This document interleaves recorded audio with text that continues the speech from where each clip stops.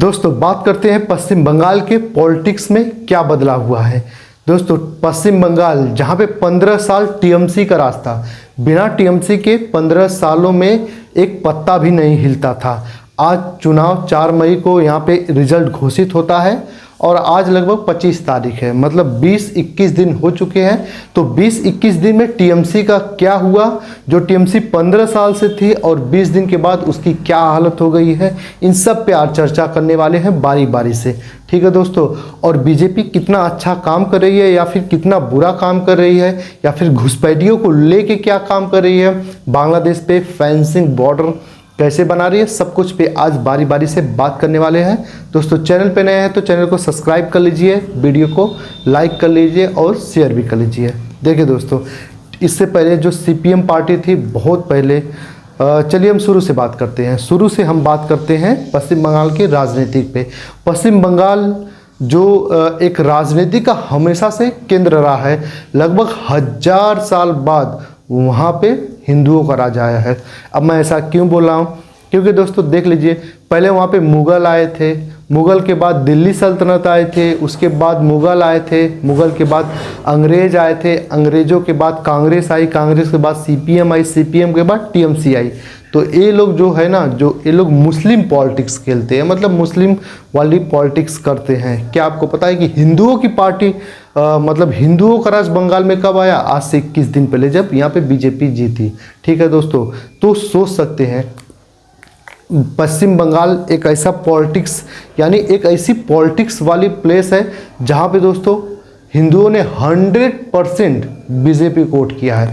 आप ऐसा किसी भी स्टेट में देख लेंगे तो आपको ऐसा देखने को नहीं मिलेगा, लेकिन पश्चिम बंगाल एक ऐसी जगह है जहाँ पे वो किसी भी जाति का हो, लेकिन उसने जाके बीजेपी को वोट किया है। ठीक है, आप सोच सकते हैं कि 70% लगभग 65 से 70% हिंदू है पश्चिम बंगाल में, और 65 से 70% पूरा वोट बीजेपी को पड़ जाता है। ठीक है, और कुछ मुसलमान भी दे देते हैं। आपने फालदा सीट में देखा होगा, जो पुष्पा था जहांगीर, वो भी झुक चुका है।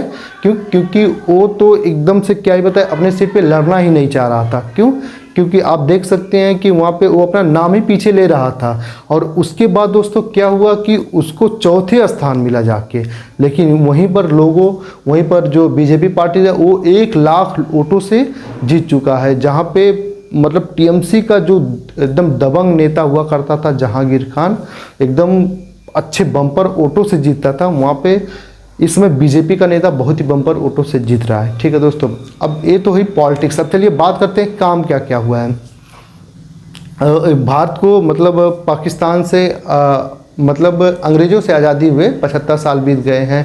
बांग्लादेश बॉर्डर जो बने हुए, मतलब पहले पाकिस्तान हुआ करता था 72 में, फिर बांग्लादेश बना, तब से लेकर आज तक बांग्लादेश का बॉर्डर जो खुला वहाँ पे फेंसिंग नहीं थी, और वहाँ से लाखों नहीं करोड़ों घुसपैठिया पश्चिम बंगाल के रास्ते पूरे भारत में आते थे। और एक समय ऐसा आ गया, चाहे कांग्रेस भी थी, सीपीएम भी था, फिर टीएमसी आ गई, और उसमें बहुत ही ज़्यादा घुसपैठिए पश्चिम बंगाल में बांग्लादेश से घुस आए थे, और वो टोटली ममता बनर्जी यानी टीएमसी पार्टी को वोट करते थे, और ममता बनर्जी उनसे जीत जाती थी। एसआईआर चला, सब कुछ चला। ठीक है, अब दोस्तों बीजेपी सरकार आ गई है, अब इतनी तेज़ी से फेंसिंग कर रहे हैं ना, तो आप सोच के हैरान हो जाएंगे। क्यों? क्योंकि जैसे ही शुभेंदु अधिकारी सीएम बनते हैं तो 45 दिन के अंदर बीएसएफ को जो बॉर्डर वाली ज़मीन है ट्रांसफ़र यानी हैंड ओवर कर देते हैं, कि वो सारा फेंसिंग का सब कुछ ज़मीन का लेन देन बीएसएफ देखेगी। और बीएसएफ आज इतनी तेज़ी से काम करे कि आप सोच के हैरान हो जाएंगे। और इससे बांग्लादेश के बॉर्डर में जो इधर उधर के लोग हैं, लोगों को बहुत ही परेशानी हो रही है कि यार ये क्या हो रहा है। परेशानी किसे हो रही है? जो वहाँ से डाक के इधर आते थे। ठीक है दोस्तों, और उसके बाद जितने भी अवैध मतलब टीएमसी के लोगों ने ऑफिस बनाया था, कारखाना बनाया था, या फिर अपना क्लब बनाया था, तो आप जान के आश्चर्य हो जाएंगे कि सब पे बुलडोजर चल रहा है। और बाज़ार में जितने भी अवैध दुकानें थी, अवैध शोरूम था, सब पे बुलडोजर चल रहा है। अवैध घर थे, सब पे बुलडोजर चल रहा है। जितने भी अवैध मतलब कर्मचारी घूस लेते हुए पकड़े गए हैं, कुछ को सस्पेंड किया है, कुछ को जेल में डालने की तैयारी हो रही है। जितने भी नेता है अपने इनकम से ऊपर का बनाए हैं वहाँ पे ईडी रेड पड़ रही है और वो भी जेल में जाएंगे।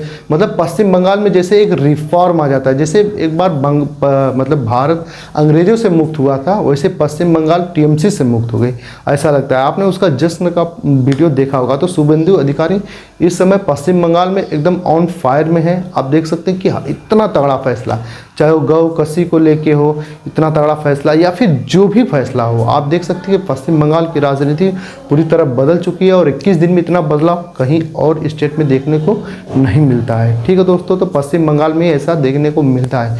फिलहाल दोस्तों आपकी क्या राय है कमेंट सेक्शन में बता सकते हैं। ठीक है दोस्तों, तो वीडियो देखने के लिए धन्यवाद।